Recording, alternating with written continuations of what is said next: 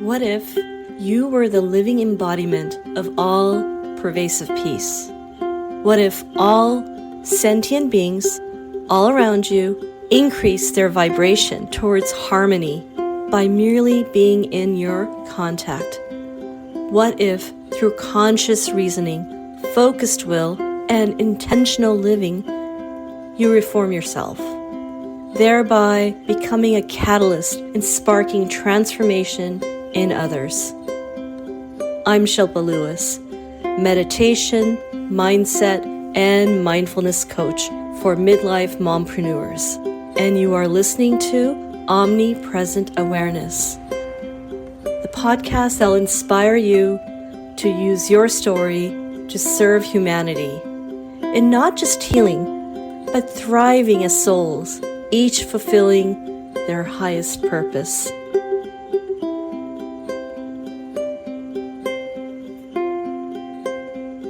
Namaste. Thanks for tuning in to Omnipresent Awareness. This is your host, Shilpa Lewis, and welcome back.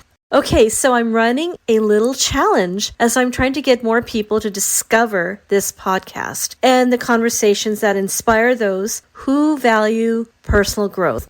And the best way to do that is to leave reviews. You can leave a review on Spotify, Google Podcast, or Apple Podcast. So here's a little request from me to you. If you feel like you have received any value at all from these episodes, then please write a little review and take a screenshot of your review. Once you've done that, email that screenshot to me at omnimindfulness@gmail.com. Once I get your screenshot, you will receive one of my infographics. Spark your meditation practice through Sankalpa. Sankalpa is the Sanskrit word for intention setting. Along with this, you'll receive a link to my guided meditation where you can daily practice intention setting with some inspirational music and breath work. This infographic, along with the guided meditation, is guaranteed to have you start your practice for meditation with a spark. It is my gift for you for being a listener,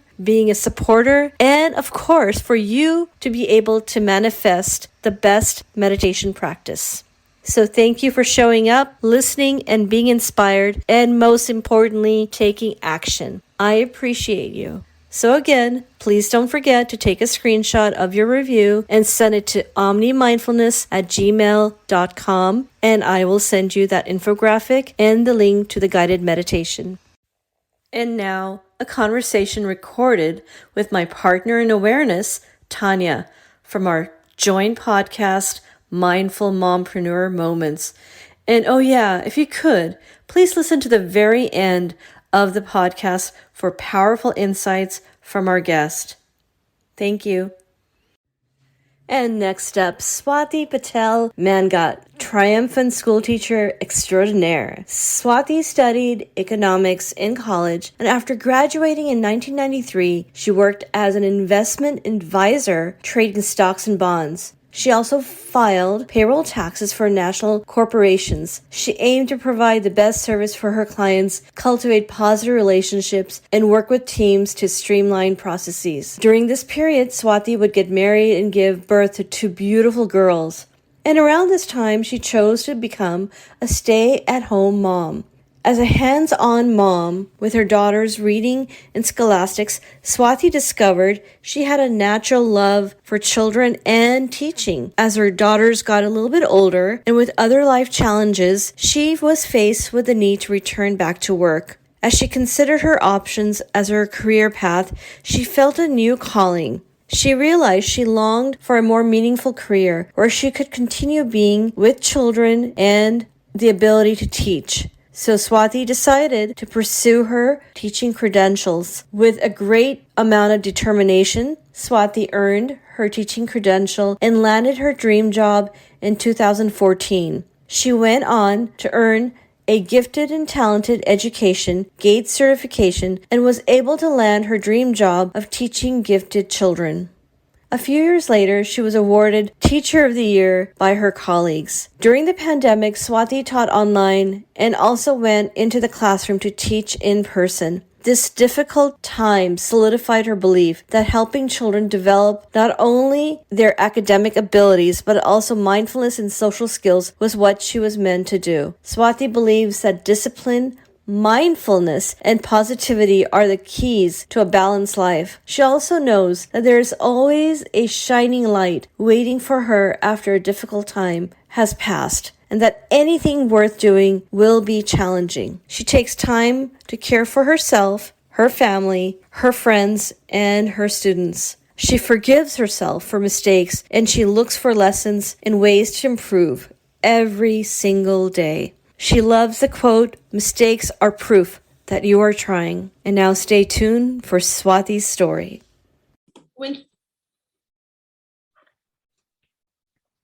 Hey, Swati, thanks for being here. You're welcome. Thank you for having me. Yes, we are honored to have you, Swati. Thank you. So we'll dive right in with our first question. Swati, please share with us your journey. Maybe you can even start with your career as an accountant, or that leading to the path of being a stay-at-home mom, from where you started to your current second act as a school teacher. Okay. Well, I guess I have to take it a little farther back. When I was in high school, I found my calling as a chemist, and I absolutely loved it, and went into college with the idea that I would be a chemist. And but that didn't pan out. I just couldn't connect with the curriculum, and I tried. So I had to change paths, and I got into economics, which I totally loved. Also loved that in high school, and graduated with an econ degree and a minor in management, and started doing different worked in the investment field, worked filing taxes for national corporations, and I did that. And that was great until it got to be a really difficult workload. I still love the work, but it was just very difficult. And then I eventually, after almost 4 years of doing the taxes, I left that job, settled for something just kind of to, I don't know, take a break. And then I just kind of took a break until I had my daughter, which was in 2001. And the plan was that I would be a stay-at-home mom. And that was always the plan. And I was a stay-at-home mom, which anyone who is a stay-at-home mom knows how difficult and challenging that is. And I loved it, and it was great to have that time with my kids. But then my path took a turn when I was in the middle of a divorce, and the other party insisted that I go back to work. And I had 2 little kids. My younger one was not even, she was in preschool, and the other one was, I think, about, I guess, kindergarten. And I don't have any family up here. And I thought, well, I did not want my kids in daycare. I mean, that was just a personal choice. Many people send their kids to daycare, but for me, I just really couldn't see the benefit of going into work and taking care of my kids with no family around, no support system. So I, was talking to my lawyer, and because the other side was really pushing me to go to work and start earning income, and, you should get a job, and you're qualified, and you have a bachelor's degree, and this and that. And my main thing was, what about the kids, And so my lawyer said, well, what did you do in the past? And I told her, and she said, well, what do you want to do? And I said, well, I always wanted to be a teacher. And that was even in college. But when I found out about, I had 5 years of college, and then I thought, oh my gosh, the teaching program is another 2 years, and I just couldn't do it. It was just too much stress, and I just want to be done with college and making money. So I said, okay, let me look into that. And I looked into programs. I found one that was going to be night school, and I applied for that and got accepted through Sacramento State, but due to low enrollment, they canceled it. And so I did an online program. So I had my kids basically Monday to Thursday, and I would, take care of them, take them to school, help them with homework, dinner, get them to bed, and then I would study in the evening. And because when, preschool is only a couple hours a day, and kindergarten is only 3 hours a day. So there's no time, as you know, if you have little children, there's no time when they're gone to school to actually do work. You're busy doing all the other things. So I'd study at night, and it took me 18 months, and then I got my teaching credential. So there we are. And then it took me, I think, 2.5 years, because the teaching field was very, what's the word? I don't know, for lack of a word, it was just very full, and it was just extremely difficult. I applied for 69 jobs over a span of 2.5 years, and I kept subbing. I kept going. I applied because the other side was insisting that I make money, that I keep applying, and I had to submit to them all the places. You know the exact number. Oh yeah, they wanted everything documented, and I had my spreadsheet, and I applied as far as Tahoe and Truckee, which are over an hour away. I applied in Sacramento. I applied every place I could. I mean, I'm just sorry to interrupt. I'm No. hearing your story, and you know how we go through stuff in life, and when you're going through it, it's such a stress. Like, I'm hearing the story and I'm imagining you going through that, because I have a son now. He's 11 months, and being at home with the child while you're trying to do other things, it's like there's kind of a lack of understanding of how demanding it can be. Yeah. For many people. Many people do understand, but many people don't. And so I'm hearing your story, and I have such empathy for everything you've been through, and that you've kind of survived. Like you resisted. And I can imagine those nights where you just wanted to rip your hair out, and you're just like, how is this happening to me? Like, I can just feel. It was very difficult. I mean,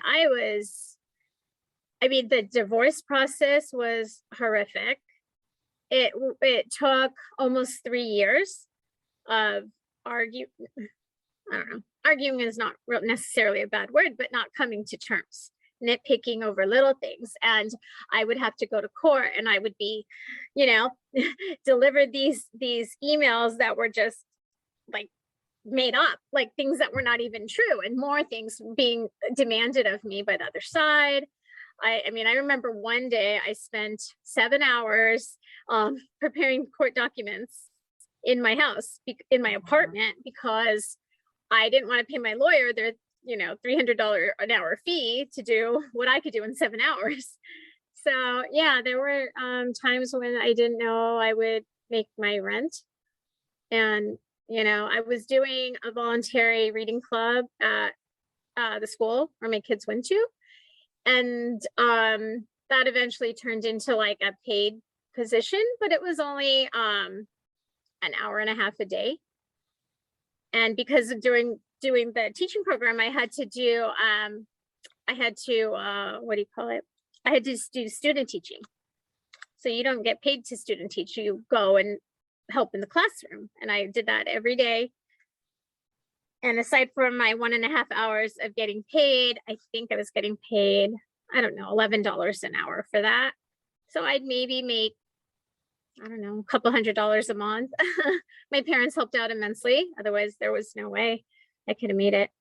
You could have easily been in our segment of resilience. Like, I'm listening to you, and it's yeah, and absolutely. What I remember you going through, we would be on the phone at times tearing up together. Oh yeah, I would cry and cry and cry. I mean, it was really hard. The divorce was really bad, and it was really hard, and it just kept going on and on. There was no end in sight. And finally, when I said I'm going to do my teaching credential, things got a little bit better. But that bought me basically 2 years at home with my kids, and they were little, so that worked out. But you can look back now and say, oh yeah, I did it. And you can just say it in a sentence, something that was so hard. Yeah. But that's the beauty of doing difficult things, Exactly. And I think that's going to resonate so much with our listeners, because it's a story where you can see, if you're in the situation now, you can hear this story and have hope, right? And if you're out of this situation, you can be like, oh man, I can so resonate with this woman. Like it's quite powerful to be on the other side. Well, and, Yeah. and just to put in context, it wasn't that you didn't want to work, but you also had this desire, I believe, that to do something that you had passion in, and you loved you loved working with children. Yeah. Yeah, because I could have gone back and done taxes. There's, ADP right here in my town. But I was like, that doesn't seem like something I want to do right now. Yeah. And it was just going to be stress. And I mean, everyone's job has stress, right? But that kind of job, I just didn't feel like that was something I just wanted to pursue anymore. Yeah, I love that because both my parents were teachers and I have so much respect for teachers. It's such an amazing job. I think it's undervalued, if you ask me. There's so many, I don't know, you take care of our children. Like it's so immensely important. And so I think it was very mindful of you to choose a path that, is of such service to the world. Thank you. Yeah. Thank you. I do enjoy it. I mean, it's fun. Sometimes they drive me cuckoo and and they know it. But then sometimes I can just yesterday I was like, oh my God, these kids are driving me nuts. They're not listening. And I just pulled out like some accent and it was like a Julia Child accent and they got like terrified, but they were actually listening to the accent. And so you can have fun every day when you're with these little guys. Yeah. That's amazing. Yeah. So we want to ask you, what role does the concept of intentional living mean to you in terms of how you arrived at your second act as a school teacher? Yeah. Back then, these kind of terms weren't really out there, but I see it more and I'm learning more about growth mindset and I'm teaching it to my students. And we talk about brain facts and how, your brain is molding, you're making new pathways every day, and doing difficult things is going to build a new pathway. And the optimum time to build those pathways is under 10 years old. But going back to your question, intentional living, I don't know if I had any idea what I was doing. I just knew I had to get through it and work really hard. And I had a goal. And I said, I mean, the option of giving up was just not there, And so I was like, okay, well, I have to do this. And what do I need to do to get this done? And I did. I mean, I didn't have a social life while I was doing my teaching credential. I didn't drink. I didn't have a social life. I didn't go anywhere. I would drive my friends places and I'd pick them up. I'd be their driver, but I wouldn't actually go. I recall the level of discipline you put into it, but also just going back to intentional living. Swati, I remember you also had this intuitive understanding, even for your daughters. You would pick up things and teach them and read. So it seems like it almost came naturally to you.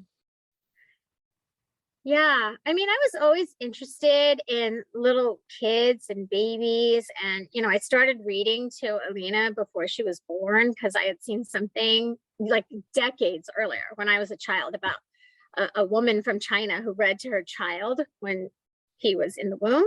And he just, I don't know, he connected with her. And there is connection. There's power in a mother's voice. There's power. These children remember their mother's voice. They remember how the mother walks. That's why they love being close to their mothers. But yeah, I always loved things with little kids. I mean, it used to make me so happy to volunteer. And I'd go into a preschool when my kids were in preschool. I just would be so happy just being there. And I don't know, it just connected with me. And And just the fact that you chose teaching as opposed to what you had gone to school for, I think that's a lot of intention there as well. Yeah, I never thought when I was in high school that I'm going to go be a teacher. I wanted to be a chemist. I never thought when I was little that I would be a teacher, But looking back, everyone sees it. They're like, oh yeah, you used to give me those horrible spelling tests. And I'm like, yeah, everyone, plays house or school or whatever when they're growing up. You don't think anything of it. But I used to just sit there and read the dictionary and do things, I don't know, weird things. We all do weird things. But Well, I remember I was in college, you already had this aptitude of really organization and organizing information, whether it came for accounting and budget or just the way you picked up information in college. oh, thank you. And she's got the most impeccable handwriting in the world. Aw. Yeah, that's that. My mom also has a really nice handwriting, and she was a teacher. Yeah. I just had really good teachers when I was a kid. I mean, it's nothing that I think I had any extra talent. I just had really, really good teachers. You Well, want to do a speaking of shout out to talents, maybe? Yeah. speaking what? of talents, Shilpa has told me about awards you've won. I know you're probably too humble to speak of Oh. that. Maybe Told maybe you about Share a award. little bit. Anyway, let her blush. I don't know any awards you're talking about. it must have come easy for you, based on how Shilpa is talking about it and how natural you were at it when you were younger. And then being awarded many different, I guess, titles, or I think you mentioned some things, or maybe not like to brag, but awards as a teacher or recognitions. Yeah. Yeah, my school, schools vote for their teacher of the year, and I was awarded teacher of the year a few years ago, and that was really nice. It felt really good, Congratulations. Yes. Thank you. Did it happen like several years in a row or something? No, just 1 year. But yeah, I have these connections in the teaching world and my community and the parents of my students. And I got like a symphony to come play for us. And because one of my students' parents is a musician with a professional symphony. I also got one of the, I don't know her title. I don't know if she's president of the Gate Association. That's Gifted and Talented Education, to come to my classroom and give special training to us for free, which never happens. And that was amazing. And I go to these GATE conferences every year to learn new things. And I don't know. Yeah, you invest the right time. Yeah. Yeah, your energy is invested in the right places, and you seem to have ease in connecting with people, which is always a plus. Oh, I don't know. I don't know about that. I feel like I'm very awkward with adults, but I'm actually much better with kids. So that's a bonus. Well, Swati, maybe you can share for our audience. I think I know some of this, but what forms of mindfulness modalities do you personally practice and also utilize when working with your students? So I have different things I do. I don't know. You might have seen these cards. Let me go grab them.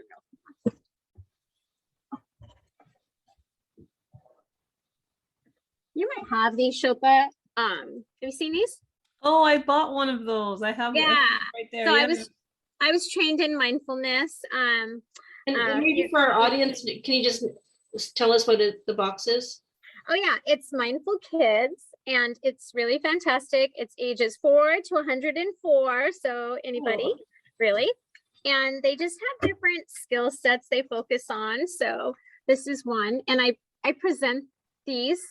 And the first thing we do is look at the colors, the patterns, any rhythm or flow. We look at the artwork, and then we look for details, and then what's going on, how do you know, what's the evidence, and who is he, where is he, what time of day, season, etc., etc. And this skill is plant seeds of happiness. Well, that's the message, and it's open your heart is the skill. And each card is colored differently, and they have different skills. So on this one, it's a guided meditation. Some of them are standing, some of them are sitting. This one is talking about basically a word. You're thinking of a word that makes you smile, like a butterfly, and you're planting your word like a seed in your heart, and growing your seed, and what does it become, and things like that. focusing, which a lot of kids need, is there too. There's just a lot of things. We actually did one recently because these kids are very in tune with what's going on with the world, and I had no intent at all to bring up the war, but kids knew about it. And so one of the cards in here is about it's like sharing peace in the world. And I said, because kids started to go off on all the horrors, and I was like, you know what, let's just stop. And basically war is a disagreement that hasn't come to resolution. So we're just here, and you might think you can't do anything, but you can. We can send them good wishes. And we just closed our eyes and like send good wishes of may everyone in the world be safe and happy and healthy. May families be safe. And it was kind of somber, but sometimes the world is, and these kids need to know how to deal with difficult emotions and difficult things that happen in the world. Yeah. And yeah, so that's one thing. There's some videos out there. Beth Kurland is a good one. I show her videos from time to time. I've recently found Cosmic Kids. And then sometimes, like when I'm out of time, I kind of practice one of the cards, but without the card, I'm like, okay, close your eyes. And, I always have music playing, and hey, imagine yourself floating on a river, and, you see a rock, and on the rock is a bird, and the bird is chirping. And now you go around a turn. So it's kind of taking them in a path. And so we do that. And one of my favorites is the wise old owl. And it's imagining an owl in a tree, and you ask it a question, and then you wait, and the owl responds. And then the message is basically the wise old owl is you. You actually have the knowledge in you. You just have to pause and ask the question. So sometimes when the kids, they ask me a question, I'll say, ask your wise old owl. Not in a condescending way, but go ask your owl. See if you can figure it out. That's a good one. I love that. I'm going to go grab those cards because the kids always give me a hard time. I used to make it more like steady, but now I need to go grab them because they're amazing. I really love them. I think I'm going to have to get those cards. Yeah, I even bought some for my cousin. Mm-hmm. Yeah, because some kids and, some parents, there's just so much pressure that they think that, oh my gosh, I don't know if I'm going to do the right thing. They feel so indecisive.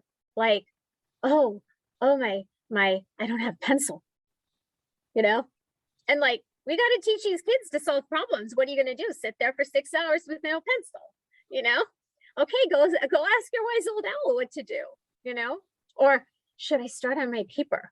Well, go ask your owl. Should I write a complete sentence? Go ask your owl, like, really? So, yeah, I think, some kids are struggling. They have struggled to really take it in. And, because they really are fidgety. These kids, they've spent a year and a half on video games, and they want this instant gratification. And so my job I've been doing mindfulness for years, but it's really like, slow down. You can keep your fingers still. You can breathe and slow down and use your imagination. It's really helpful. I don't know how much they're getting out of it. I can do my part, and I don't know, hope for the best. Yeah, Shilpa and I could hire you for Omni and Tyler and just have you on. Absolutely. And she's so gifted working with Omni for years, but you've planted a seed. And so while you think, is it making a difference? I would say 110%, because you planted the seed and they're listening. Often, sometimes Omni will surprise me. Because all of it will be like, oh, you were paying attention. Mm-hmm. Yeah. And yeah, it's just amazing the things that you can keep learning, even at my age. You keep learning how to teach better, how to do things better in a different way. So many teachers are like stuck in like doing the same thing they've been doing for 30 years. They have their old files, and they do the same. Like they have the next year planned out already. They've already made the copies, but you don't know what your kids are going to be like. And, they tell you that when you're getting your teaching credential, but you don't know it until you've lived it for a few years. And you're like, oh, this group of students is different than this group. And there's nothing, you can't predict how students are going to come to you. They're all unique.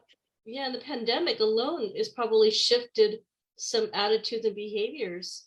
And they're no fault of anybody's. Everyone did the best they could with what they had. Some parents were working from home with very difficult jobs in a new environment, and their kids were there for the first time all day. And they're just like, okay, eat whatever, do whatever, be on the video game. I have work to do and my boss is waiting for this, like yesterday. So they did the best they could. And, and now it's like, even every day, I'm like, oh my gosh, these kids haven't been writing in a year and a half. They left school in first grade. So now I'm like, okay, these 10 kids, we're going to work in your handwriting because you're making your A's wrong and your B's wrong. And your handwriting is this big. So we're working on it. And so I'm not getting to every single thing I used to do. I'm getting to what these kids need right now. Yeah. So we all have to have some grace with ourselves, Yeah, and that we can resonate because Tanya and I have kids in that age group right now, that grade. Right. And they went from being, in a vacuum for some time from first grade and entering third.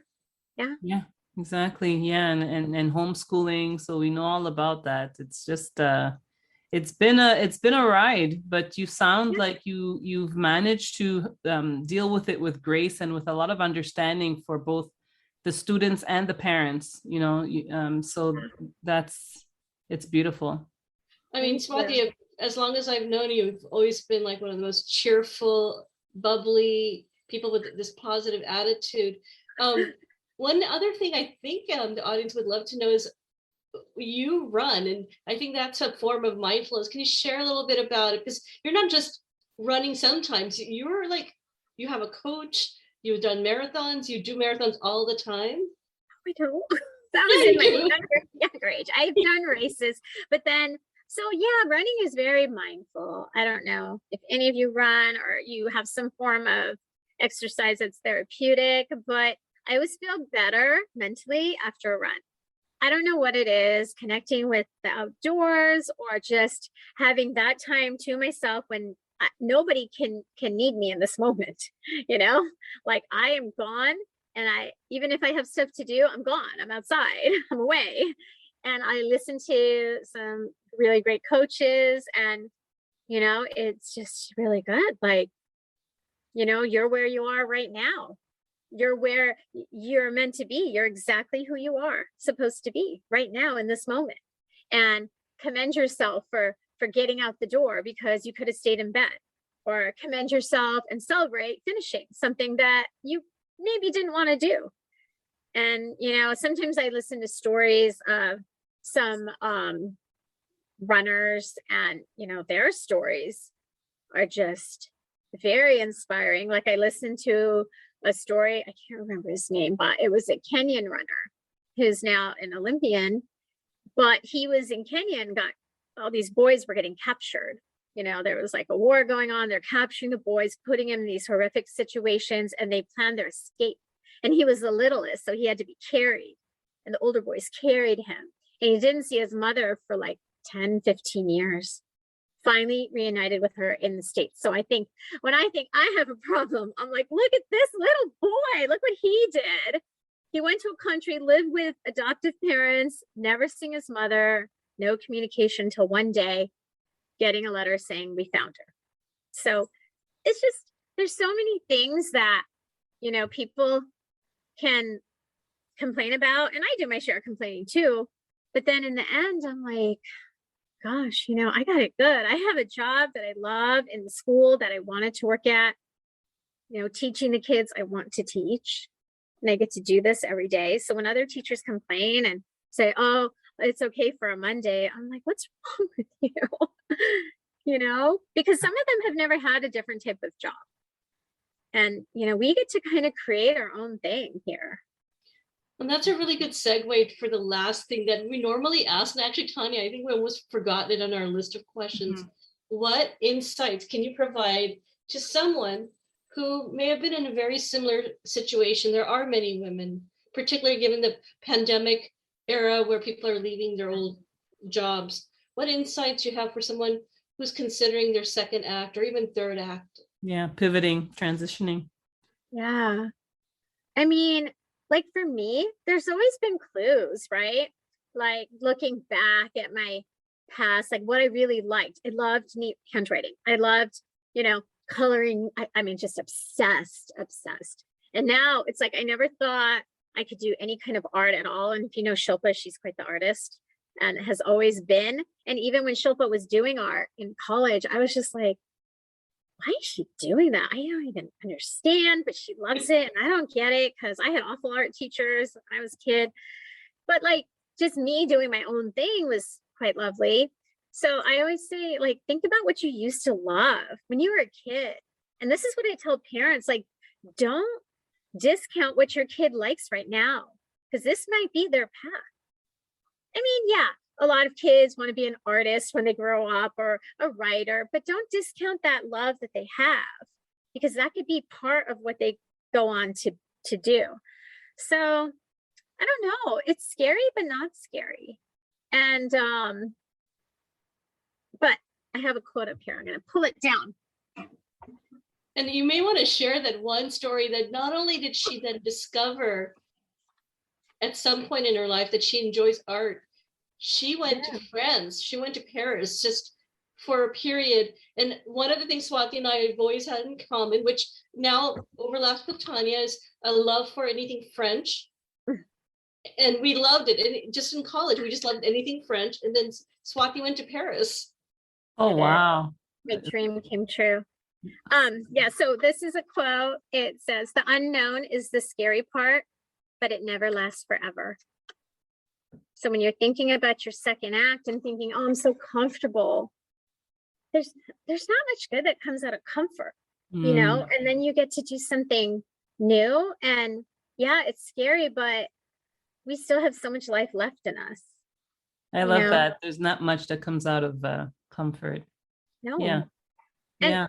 I sometimes see people and I'm like, oh my gosh, I don't think I could do that day in and day out. You wake up, you make breakfast, you sit here, then you make lunch, then you sit there and watch TV. And then I'm like, I don't think I could do that. I need something new. And, my career is always evolving. Like every day I'm thinking of something different to do. And you're constantly learning. Like you were saying, some people get into a routine of what they learn and their career never evolves with them. However, as long as I've known you, you're constantly learning new things. You're going to conferences, studying up new approaches to being a better teacher, but you're a lifelong learner. Yeah. And that's what we want everyone to be, and it's like learning doesn't just stop when you graduate college. And that's what a lot of people think. I'm going to graduate college, now I'm going to go to my job and do that job forever, But, we can see through the pandemic how things have evolved and people have they've had to adapt. Yeah, that's what I was going to say. If the pandemic has taught us anything, is that comfort. If you stay comfortable for too long, you're going to get caught in a rough waters once, and it always hits you. There's always something that's going to ruffle your feathers or make you get out of your comfort zone. So for sure. And, there's these universal concepts I teach in my class. And one is time is an agent of change. So things won't stay stagnant. They're always going to change. And we find evidence of this throughout so many things in our day in class, and change is necessary for growth. And, we cannot be those people who are just used to routine. Routines are good for many things, but it's just having this open mind and I don't know. I mean, it was scary. I mean, things are scary, right?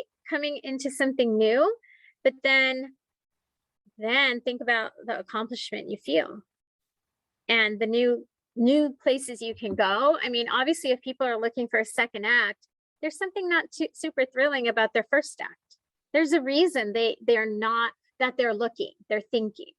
So, maybe I would say start off small and I mean, I don't know, think about jobs your friends do and think, oh, would that be interesting? And I always kind of like that. I always thought about, doing different things. Tap But into maybe, your younger self, like you were saying. uh-huh. Yeah, tap into that. What did you like?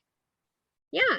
And apply for jobs that you're not even qualified for because you know what? You might just get it. You don't know. I started off teaching at a job I wasn't qualified for, and then I became qualified. I'm teaching these gifted students, but my principal, he saw that I was really going to be dedicated to teaching the kids in the right way, the way they needed to be taught. And he just had a lot of faith in me. And I think that's really important that you have this support system, whoever that may be, who has faith in you, who's saying, yeah, you should totally do that. And I wouldn't even discuss things with people who are like those naysayers, like, oh, well, why would you want to do that? Don't you just like coming home at 5 and, That's but actually great advice, great insight to stay away from the naysayers and kind of just, be very civil and, but don't give them too much because they're gonna try to burst your bubble. So do yeah. what you gotta And do. Shilpa has always been one of my biggest supporters, my biggest fan, telling me all these wonderful things about me. You need people like that. You really Absolutely. do, whoever it is. And those are the people who are going to get you through and help you get to your second act. Yeah. And Oh, absolutely. It's been an inspiration just to see the journey because I was there with you. I was there crying with you at times. I know, I know, but you know what? A man, and life has had its challenges for sure. Those weren't the hardest times of my life, as I learned, as I learned later on. But then I got through that too. And it's just always going to be that roller coaster, which is very hard to accept. And it's just hard because I was just so stubborn. Like, I just want to be happy. Why can't I just be happy? Why can't just things be normal? But things just aren't. That's not how days pan out for anybody. There's always going to be something, Like you said, the growth comes out of those moments. Yeah. It does. Because then, I don't know, good things happen afterwards. Yeah. You don't see it right away. Yeah, I think that sum total of the wisdom with the underlying mindfulness approach gives you this equanimity to then, I think, respond to life with grace. Yeah. Yeah. So, Yeah, and it's hard, but we just do what we can and carry on. Yeah. Thank you so much, Swati. This was such an amazing conversation, and you have such wisdom, and we are so happy that you're able to teach the next generation to be mindful, beautiful people who will then serve the world in a much better way. Swati, do you have a shout out to any particular person, like a teacher or someone that you'd worked with that you'd like to just say, hey, thank you for helping me? Oh, well, the principal who hired me, Kanan Peterson, amazing. Just supported me in so many ways of my life and helped me get to where I am. And he's, I will be forever grateful. And then when I taught second grade here, Gina Bamberger, Leslie Gadosi, who are always by my side. My parents, of course, helped me throughout all the years. Shilpa, of course, being my crazy best friend since, I don't even know. We'll just say a long time. A long time. Yeah, and just I don't know. I have my friend group now that, is awesome, and we lift each other up and have fun. And I know I can look forward to them saying nice things and planning fun times. So, yeah. Amazing. Thank you, Swati, for being our guest, and Thank you so much. Yeah. have a nice evening. Thank you. You too. Bye. Thanks again for tuning in. Check out the links in the description, and please subscribe, follow, and share. And continue to be omnipresent.